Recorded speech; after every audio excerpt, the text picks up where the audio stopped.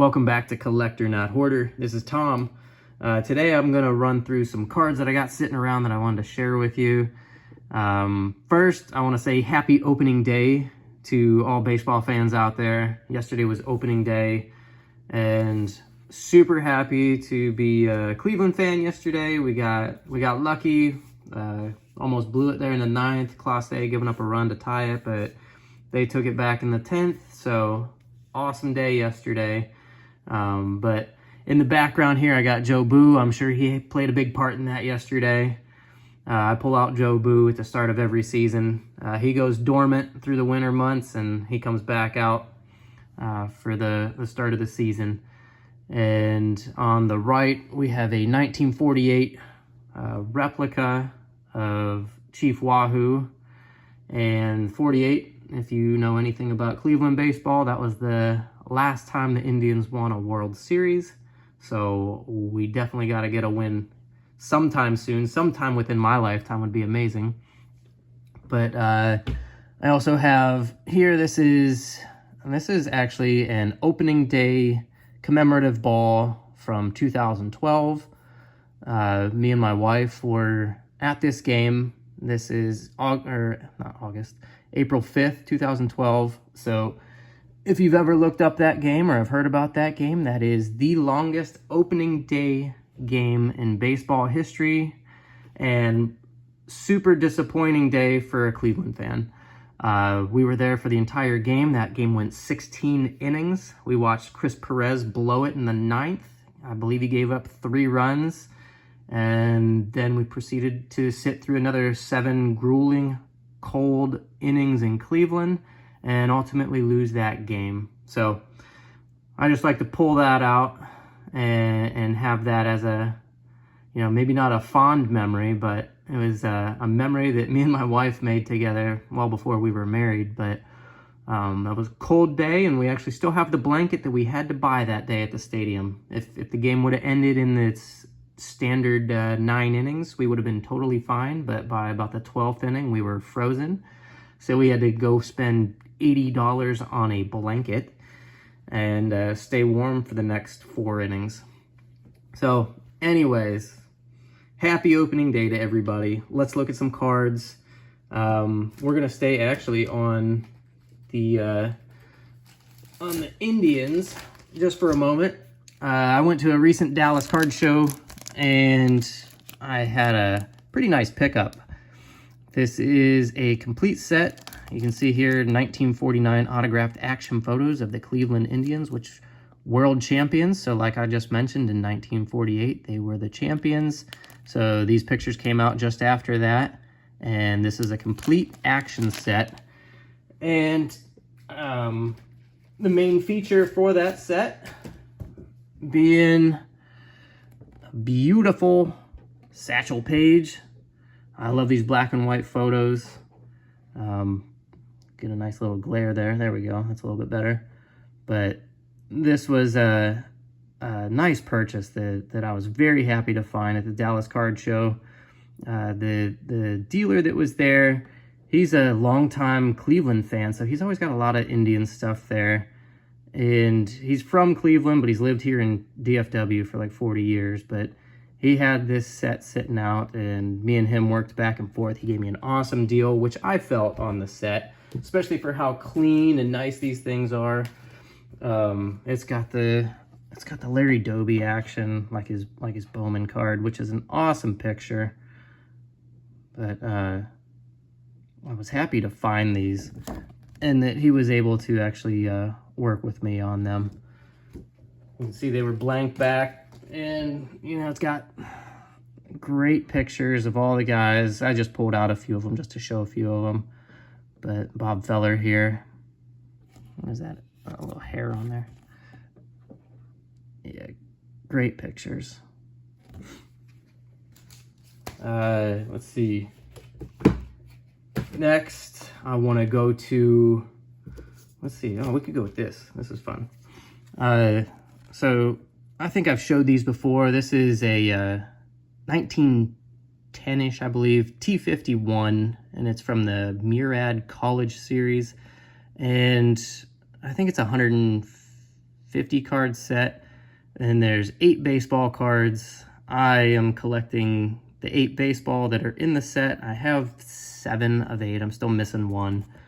But the reason why I'm showing this one in particular is not specifically for this card, but I just wanted to show you that for a size comparison because of what I actually purchased, because I've had this for a little while.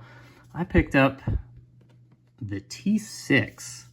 So you can see a size difference here and actually image quality. If you look at this one, like these are really pretty cards, but you know, it's not the clearest image on there. But then they came out with the T6. This is a premium card from this set, and this was a redemption where you could mail in coupons to get this card. And this thing is just fantastic. Like the picture on it, the detail in it, beautiful. And this is like a thick cardstock. I had it in a case, but the case kind of took away from it, and I'm not looking to be super careful with it because it's so banged up, but it's pretty sturdy. You can see somebody used it as like maybe a coaster. I don't know. It's got like coffee stains on it, but amazing card. And you can see they use kind of like a gold foil paint around the crest here for Fordham. And what's even better is the back. Usually backs of stuff like this are the thing that's like kind of torched, but the back of this is fantastic. So I don't know if, you know, what they did with it. Maybe they did use it as a coaster, just set their coffee on there, splashed it around a bit, tore it up, but kept the back very well preserved. And, you know, I don't know if you're into this, but the smell of this stuff, like, is one of my most favorite.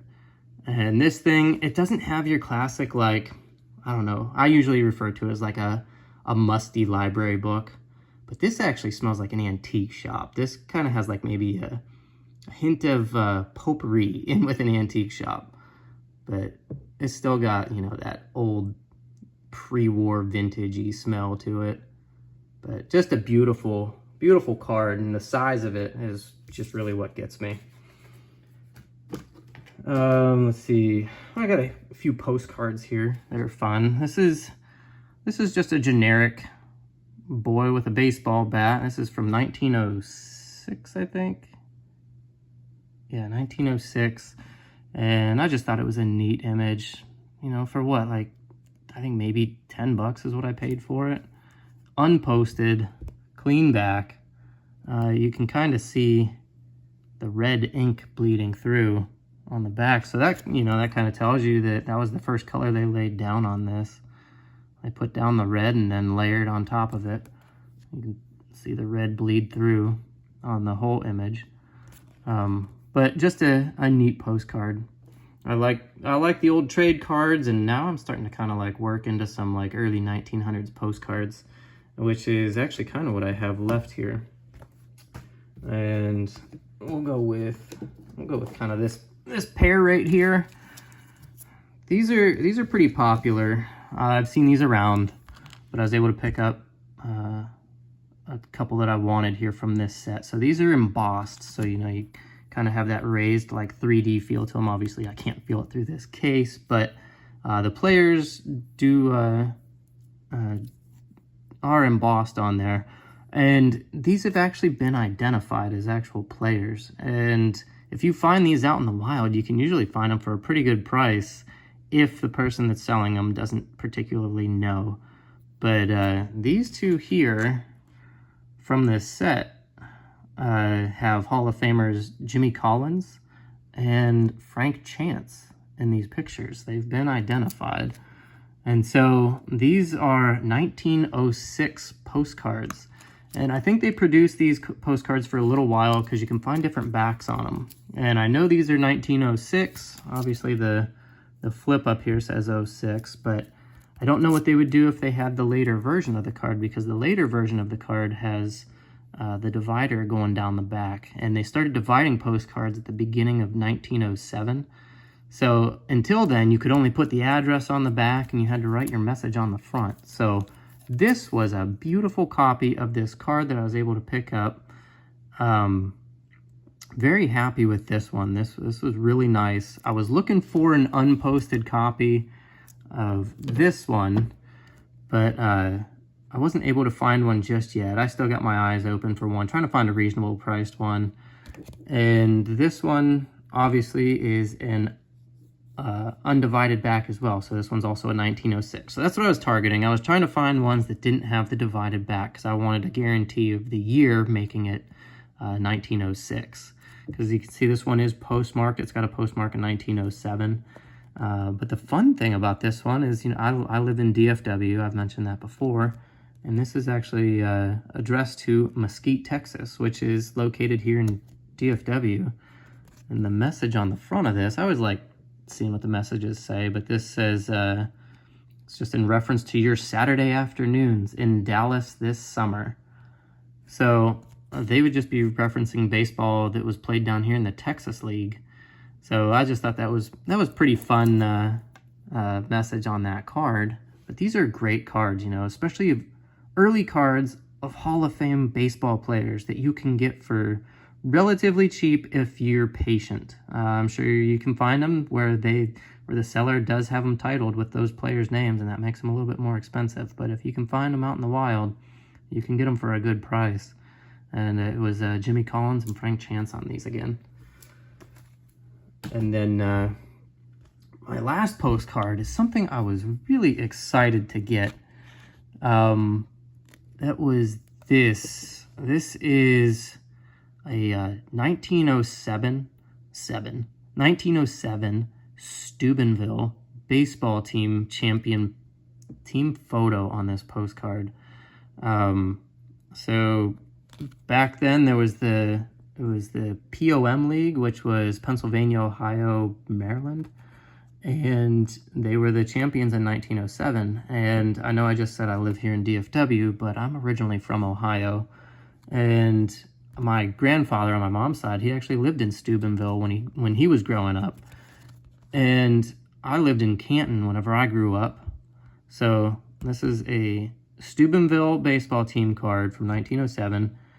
And after a little bit further review, I figured out that this is actually Canton, Ohio, that this was addressed to. It was addressed to a W.M. Pliss, which I'm assuming William Pliss, Canton, Ohio, and it was for the Canton Workhouse.